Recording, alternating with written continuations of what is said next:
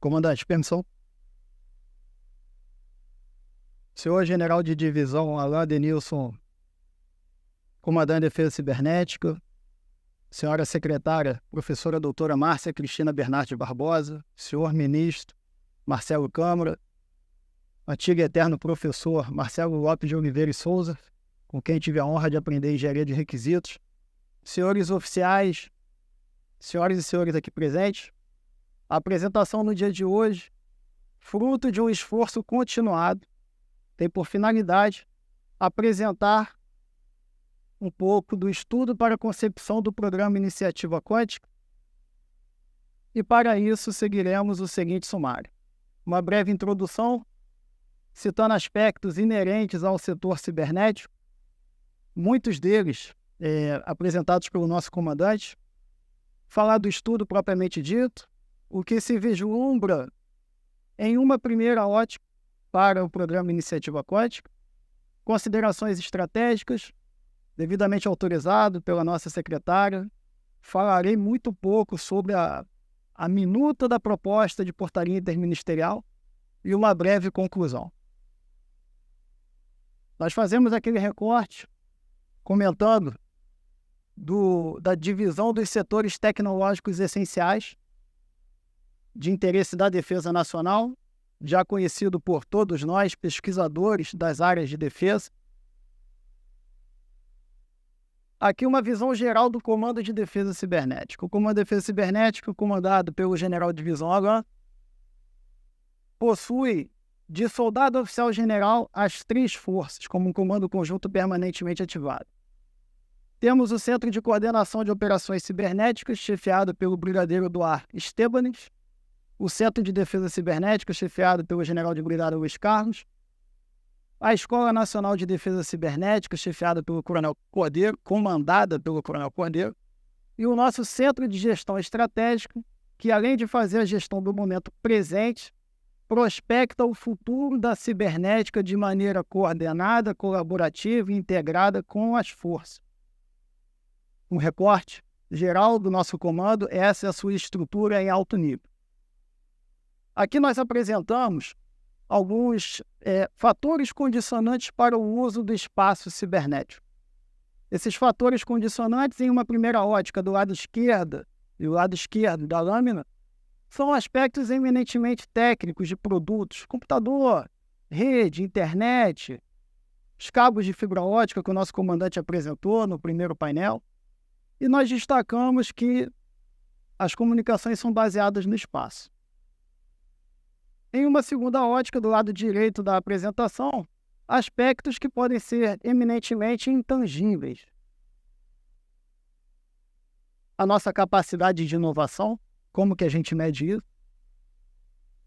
E nós destacamos a questão da capacidade espacial, a interdependência entre os setores, o tanto que o setor espacial pode depender do setor cibernético e o tanto que o setor cibernético pode depender do setor espacial. Nesse momento, eu faço um breve parêntese de uma apresentação que o tenente-coronel aviador Nora fez num seminário do Poder Aeroespacial, em que ele brilhantemente comentou sobre essa relação de interdependência do setor cibernético e do setor espacial. E a necessidade, muito bem frisada pelo nosso comandante, sobre o domínio de tecnologias emergentes e disruptivas como algo nevrálgico para o espaço cibernético. É mister identificar que o somatório desses fatores, eles impactam ou são impactados pela geopolítica. Questões de embargo, por aí vai. Aqui nós fazemos uma apresentação de informações ostensivas que nós colhemos na rede, quando em 26 de julho o presidente russo participa do lançamento de um computador quântico a partir da tecnologia de íons aprisionados, que a nossa secretária deixou muito bem claro sobre a importância de nós identificarmos quais serão os padrões de tecnologia. No dia seguinte sai...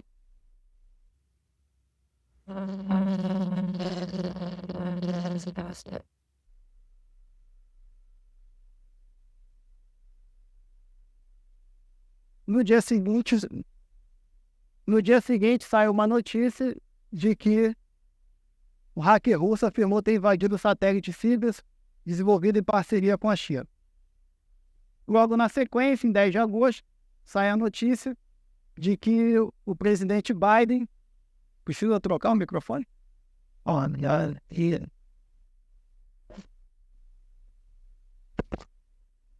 Obrigado. No dia 10 de agosto, sai a notícia que o presidente Biden dos Estados Unidos da América inicia um movimento institucional de começar a limitar a exportação de tecnologias-chave que se destacam as afetas à computação quântica, que o nosso ministro deixou bem claro a sua importância geopolítica. No dia seguinte, a DARPA, também citada pelo nosso ministro, lança o programa 5 visando revolucionar a computação quântica com novos nanomateriais. Quando a gente olha para o contexto operacional futuro, que o Exército hoje está trabalhando no conceito do Força 40, a partir da 7ª subchefia do Estado-Maior do Exército, nós podemos identificar uma série de fatores que impactarão a sociedade de maneira global. Incremento da competição entre potências, aumento da dependência tecnológica em todos os setores, quer sejam setores afetos ao estamento civil ou ao estamento militar, agravamento das questões climáticas, aumento da polarização política, alteração do perfil demográfico, o agravamento da desigualdade entre países ricos e pobres, a universalização do acesso à informação, o agravamento da criminalidade transnacional, a intensificação do uso do espaço por grandes e médias potências, e aqui nós comentamos, né, o recém-caso de sucesso da Índia com a sua missão, e o incremento de tecnologias disruptivas aplicadas ao campo militar, que no estamento militar, né, nós falamos também da internet das coisas no campo de batalha. Aspecto trabalhado, citado pelo nosso comandante no Fórum dos Comandantes de Defesa Cibernética. Olhando para o ambiente operacional do futuro, que o nosso comandante citou, onde que as tecnologias quânticas terão impacto, serão um elemento estratégico de disrupção e de vantagem de soberania. Porém, a tecnologia ela não fica restrita ao estamento militar. Em sua maioria, possuem aplicações duais. Citamos a descoberta de novos fármacos, que no mundo militar pode estar atrelada a questões de defesa química, biológica, radiológica e nuclear, que o nosso Instituto Militar de Engenharia também já possui projetos afetos a sensores quânticos, com o nosso professor Fernando. Manufatura com a síntese de novos materiais, otimização dos operadores e distribuição de energia. Todos esses setores, aos olhos do setor cibernético, caso ocorra algo que seja de defesa nacional, é uma infraestrutura crítica. Por isso que o Comando de Defesa Cibernética ele conduz anualmente, em parceria com o Gabinete de Segurança Institucional da Presidência da República, o exercício Guardião Cibernético. Por que eu estou comentando isso? Que se algum setor tiver uma tecnologia que não necessariamente a tecnologia da defesa esteja acompanhando a sua capacidade tecnológica, como nós faremos a defesa cibernética daquela infraestrutura crítica?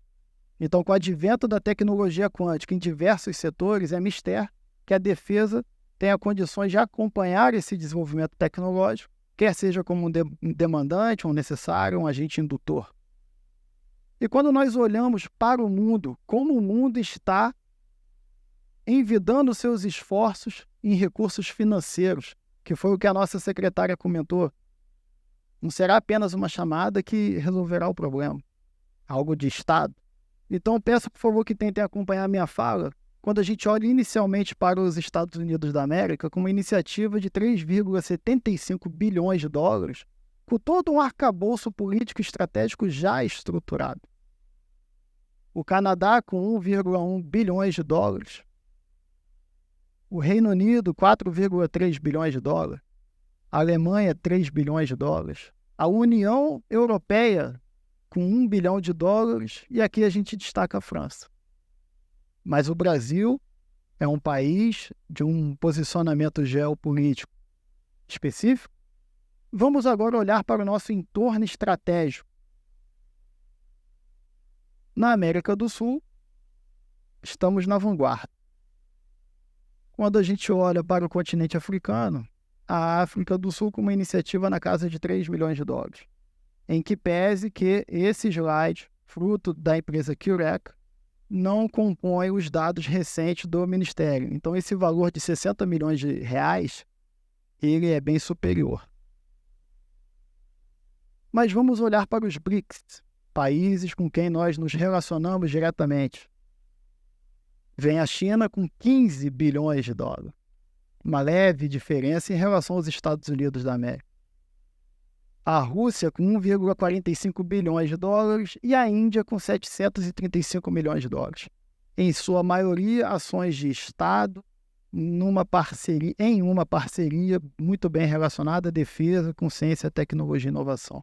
Mas cada caso é um caso e todos servem de insumos e subsídios para construirmos a nossa iniciativa.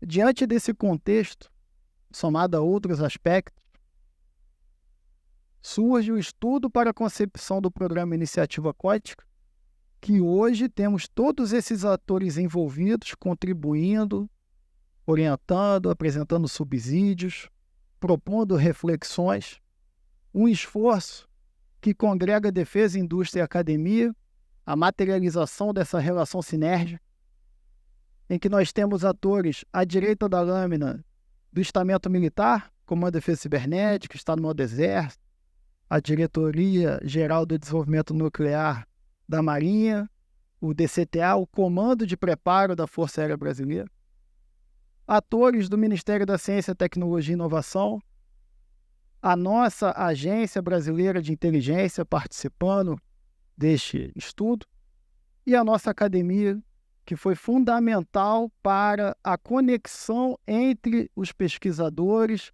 a partir dessa demanda de estudo liderada e conduzida pelo Comando de Defesa Cibernética de uma forma colaborativa, coordenada e integrada com as forças. Se não fosse todo esse relacionamento, essa confiança, de repente não estaríamos aqui hoje. E até o presente momento, o que é o programa Iniciativa Quântica? Nesse momento, a visão que se tem para esse programa é que o objetivo estratégico é dotar a defesa nacional de capacidades de atuação em um ambiente com uso massivo de computação quântica, citado pelo nosso comandante, desenvolvendo tecnologias em 8 grandes áreas: computação e simuladores quânticos, hardwares quânticos, comunicação quântica, criptografia, sensores e metrologia. E aqui nós precisamos conversar muito com os físicos, né, de por que estamos separando essas casinhas, né? Essas casinhas foram separadas de forma que tenhamos, como Estado, condições de gerar subsídios para a manufatura aditiva.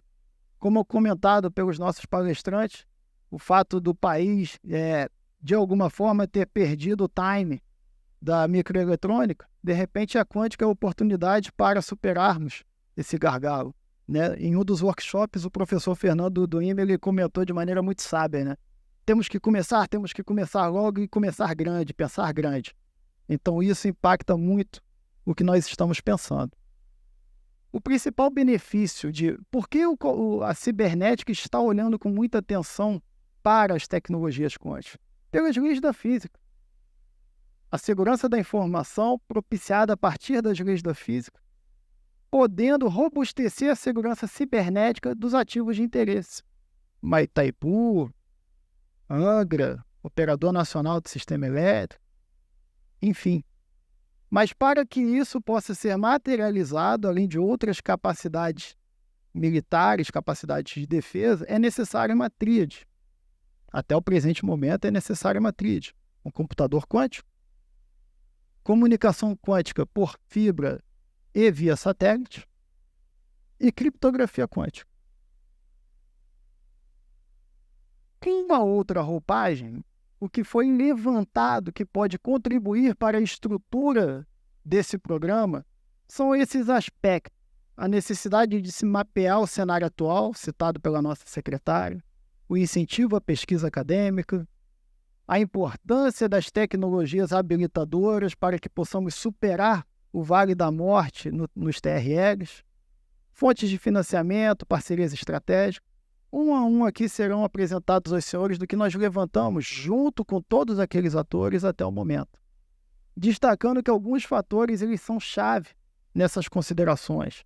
A coordenação integrada dos esforços por meio de uma governança forte. Laboratórios, a proteção do conhecimento sensível, do ativo mais importante, que é o ser humano, as parcerias, a capacitação e a atuação da defesa. Quando nós olhamos para o mapeamento do cenário atual, trata-se de um hiato tecnológico, de uma iniciativa que demanda um esforço do Estado com recursos massivos, necessitando de cooperação e integração de outras iniciativas. E aqui nós abrimos um parêntese, né? O professor Paulo Nussensweig, da Universidade de São Paulo, falou da relevância de buscar agregar os esforços do grupo Quintec ao programa Iniciativa Quântica. A necessidade também da defesa ser um indutor, porque o espaço cibernético, como bem apresentado pelo nosso comandante, a defesa desse espaço é nossa responsabilidade. A possibilidade de que ocorram embargos e de restrição de acesso às tecnologias quânticas, muito bem frisado pelo nosso ministro nas notícias que nós levantamos, e potenciais impactos geopolíticos na defesa nacional, que se nós não estivermos atentos, em algum momento o telefone vai tocar do Ministério das Relações Exteriores perguntando, poxa, e essa situação, o que aconteceu?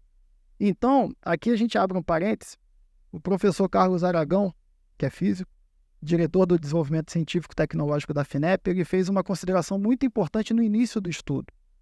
Ele orientou, falou, capitão, no estudo, busquem institucionalmente ouvir diversos atores para que nós não tenhamos retrabalho ao olhar a estrutura do programa, quer seja no aspecto político de investimento, quer seja no aspecto de ciência e tecnologia.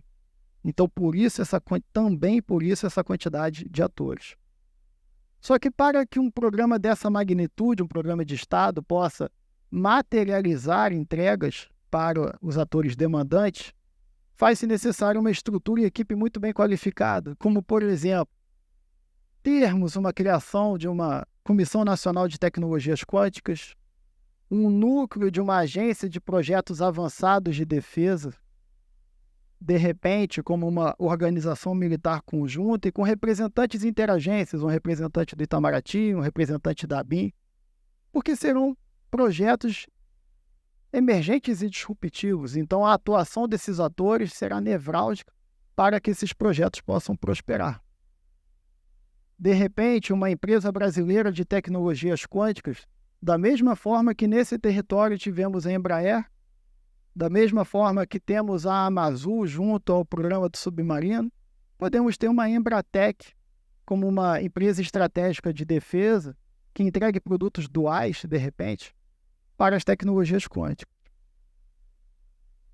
Essa identificação de possíveis parceiros estratégicos ela ocorreu de forma anterior à conversa com o MCTI. Então, esse slide carece futuramente de uma atualização, mas é o subsídio que nós levantamos. O Reino Unido se destaca pelo fato do Comando de Defesa Cibernética ter um entendimento nível defesa com o Reino Unido para a cooperação em computação e criptografia quântica. A Alemanha é muito bem citada pelos palestrantes e pelo professor Marcelo Lopes pelo seu histórico de cooperação. E a Índia, por ser um membro do BRICS, com esforços massivos tanto no setor espacial quanto no setor das tecnologias quânticas. Fontes de financiamento que podem contribuir para a materialização do programa Iniciativa Quântica.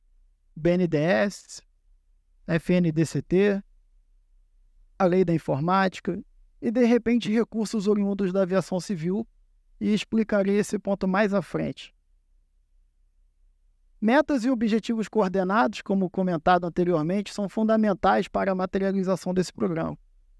Então, termos um computador quântico multipropósito, uma rede de comunicação quântica nacional por fibra, que pode ser escalonada por uma constelação de satélites que nos permitirá independência tecnológica na parte de telecomunicações, GPS e comunicação quântica, Então, a questão da aviação civil pode estar diretamente atrelada a esse aspecto. A criação de escritórios de integridade de pesquisas nas universidades, aumentando o nível de compliance e gerando mais tranquilidade para que outros atores possam fechar mais parcerias com as universidades brasileiras para essas pesquisas emergentes e disruptivas. O fortalecimento do Programa Nacional de Proteção do Conhecimento Sensível, da Agência Brasileira de Inteligência. Termos mecanismos que motivem a retenção do cérebro. Hoje, nós temos poucos pesquisadores no território nacional, mas porque a gente forma muito bem. E pelo fato de nós formarmos muito bem, muitos são convencidos a trabalhar em outros locais. De repente, é uma oportunidade para surgirem mecanismos que contribuirão para essa retenção voluntária dos nossos pesquisadores. E a questão da patente, que ela é fundamental para o nosso desenvolvimento tecnológico. Nós precisamos acelerar e proteger esse processo. E nós citamos a Universidade Federal de Minas Gerais, com o seu nanoscópio, que gerou, se eu não me engano, 17, 18 patentes, com a equipe do professor Ado Jório de Vasconcelos, em parceria e com todo o apoio também do professor Carlos Monte. O incentivo à pesquisa acadêmica. Aqui a gente muda um pouco o tom de voz pela preocupação com esse aspecto que começa lá no ensino médio. A necessidade de fortalecermos, robustecermos o ensino da física ainda no ensino médio. Então, da mesma forma que nós temos a Olimpíada Brasileira de Matemática das escolas públicas, nós podemos robustecer alguns mecanismos lá no ensino médio para já identificar esses talentos brasileiros que podem se formar um físico ou um engenheiro que trabalharão de alguma forma nesses TRLs para termos produtos quânticos. Isso também traz uma série de fatores a galope. A necessidade de aumentarmos o número de mulheres na física e nas engenharias. Hoje o quantitativo é muito baixo, e isso não é uma opinião do Capitão Rômulo, isso é fruto de um levantamento realizado pelo INCT de Informações Quânticas, liderado pela professora Benita Coiler, uma das mentoras que muito contribuiu para que nós tivéssemos esse primeiro Encontro Nacional de Tecnologias Quânticas para a Defesa, e fazemos aqui a referência a ela.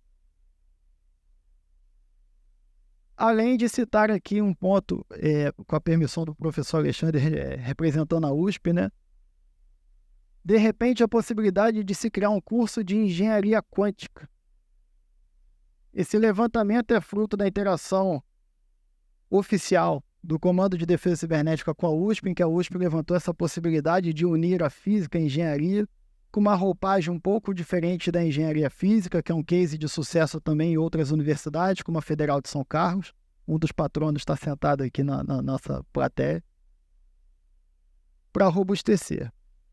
Mas interessante que na interação com a Universidade Federal de São Carlos, nós fomos procurados por um professor do Instituto Federal do Rio Grande do Sul, e que ele comentou que eles vão buscar criar cursos técnicos profissionalizantes para a área de tecnologias quânticas. Porque o nosso doutorando, que está lá fazendo o seu experimento, acontece alguma pane naquele equipamento, o professor tem que buscar recursos com uma fundação de apoio à pesquisa, 6, 7, 8 meses, para conseguir trazer um técnico de algum país para fazer a manutenção daquele equipamento. Quantos doutorandos pode ser que nós prejudiquemos pelo fato de não termos um nível técnico capacitado em tecnologias quânticas? E nisso nós recebemos uma carta da FIRJAN, Federação das Indústrias do Rio de Janeiro, se propondo a contribuir na criação desses cursos. Mas só isso também não é o suficiente. E aí entra a importância das tecnologias habilitadoras, que serão de maneira um tanto que mais complexa apresentadas amanhã pelo CTI Renato Archer. A importância de desenvolvermos esforços nessas áreas de litografia, filmes finos, empacotamento eletrônico, que ajudará no escalonamento dessas tecnologias, fazendo a transição do estamento militar para o estamento civil, dando retorno para a nossa sociedade. Mas como nós citamos, na questão dos Estados Unidos da América, sem entrar muito em detalhes, mas pela sua estruturação do nível político, observamos a oportunidade de realizar alguma adequação no Livro Branco de Defesa Nacional, na Política Nacional de Defesa, que estão em revisão, adequação da Estratégia Nacional de Ciência, Tecnologia e Inovação, e são aspectos que permitem às autoridades, uma vez tendo esses subsídios, envidar esforços por meio de projetos dessa magnitude para termos tecnologias. Então, uma mudança em um parágrafo é o que autoriza aquela autoridade pública a tomar uma decisão.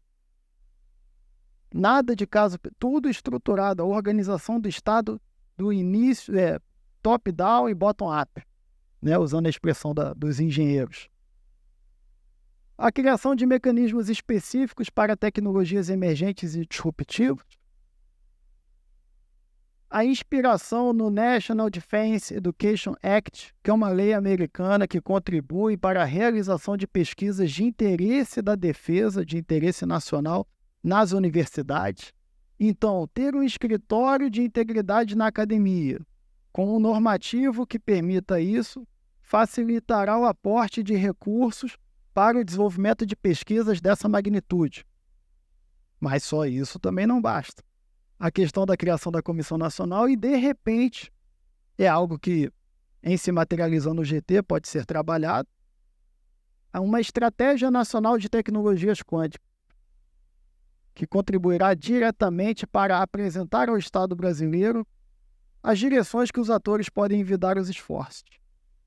Esses esforços também dialogam com o robustecimento maciço da infraestrutura laboratorial nacional. Robustecer os laboratórios das universidades, que pelas viagens institucionais que nós realizamos no contexto desse estudo, é uma grande oportunidade de contribuirmos como um indutor para esse aspecto, tendo assim melhores condições para a realização de pesquisas emergentes e disruptivas. Todo esse ecossistema sendo estruturado, podemos ter mais iniciativas afetas em empreendedorismo, inovação.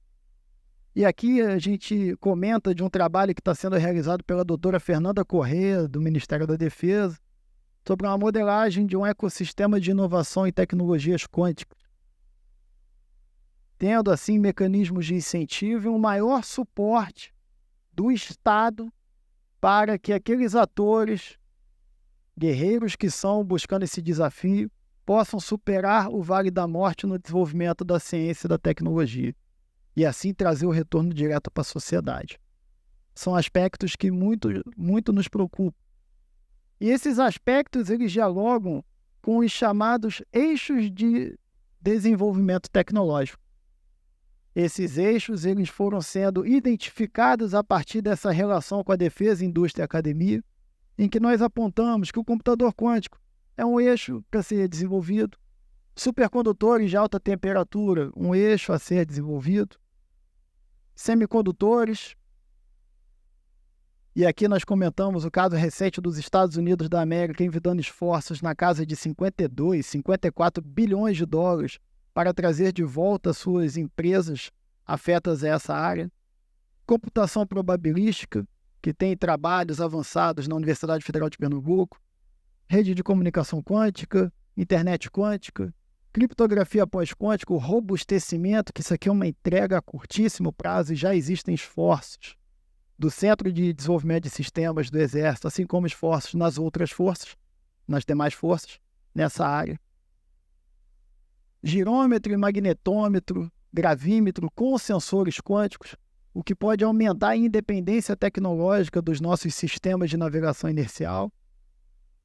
Criptografia quântica e um potencial exemplo de aplicação pode ser o submarino nuclear. Algoritmos quânticos, satélite para comunicação quântica, que a China já possui esforços nessa direção. A Lockheed Martin, se eu não me engano, já possui uma patente também nessa direção. radar orientado à computação quântica para otimizar os sistemas de detecção. Em um dos workshops que nós realizamos nessa longa caminhada de 150 dias, foi comentado por um participante que a China possui um radar que detecta aeronaves stealth a 150 km. No espaço aéreo não é nada, mas detectou, está detectado.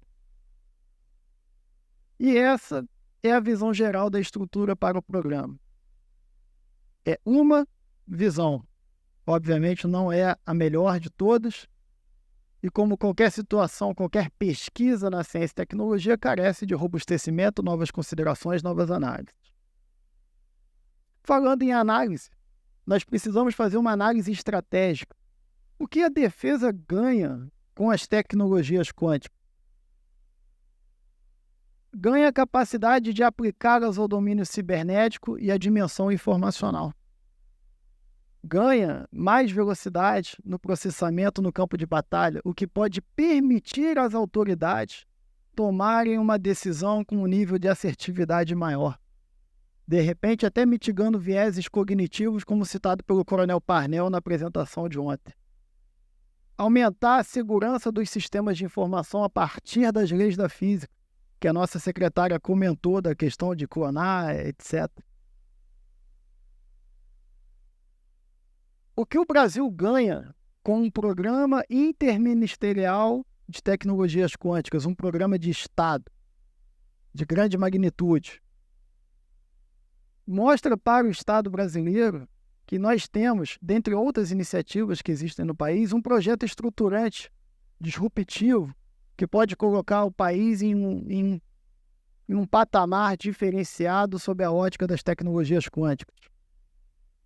Ser uma posição de referência no Cone Sul, na América do Sul. Gerar retorno à sociedade com novas oportunidades. Gerar renda para a população. Isso olhando lá na frente, tendo uma empresa, gerando produto, etc. Mas quais os principais riscos caso nós, brasileiros, não façamos o desenvolvimento adequado das tecnologias quânticas? Vulnerabilidade tecnológica em assuntos estratégicos, muito bem apresentado pelo nosso comandante. A dificuldade de garantir a segurança da informação de forma clássica. E é o que comentam, Comentam hoje nos cafezinhos que existem atores que fazem armazenagem de dados para que esses dados possam ser acessados depois com um computador quântico. E tudo isso impacta diretamente na soberania nacional do Estado brasileiro e de qualquer outro Estado.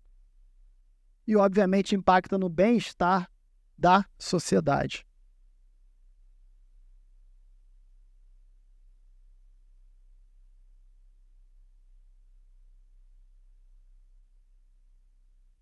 Por conta disso, com a iniciativa do Ministério da Ciência, Tecnologia e Inovação, junto à Defesa, capitaneada pelo Comando de Defesa Cibernética, está sendo trabalhada a minuta de uma proposta de portaria interministerial de tecnologias quânticas. Aqui é uma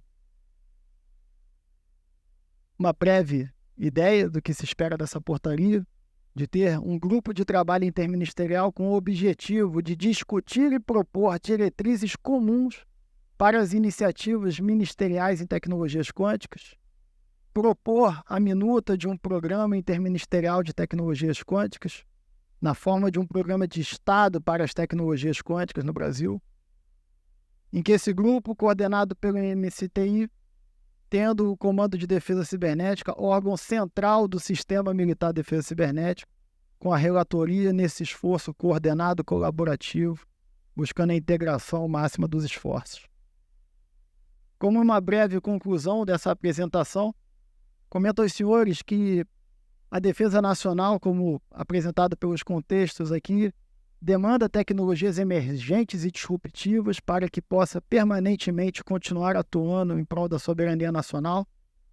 Essas tecnologias quânticas, no nosso caso, são vistas como um hiato tecnológico, sendo uma questão de soberania nacional, demandando esforço do Estado, e por isso, uma ideia de um programa interministerial. Comandante, era o que constava para a apresentação.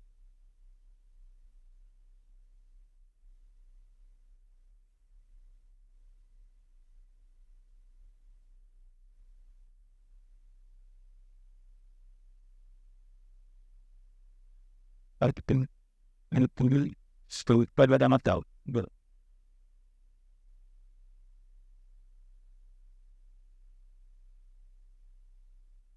Aqui temos a pergunta do professor Fernando, coordenador de pesquisa na parte de engenharia nuclear do Instituto Militar de Engenharia e líder do projeto Quantum do IME.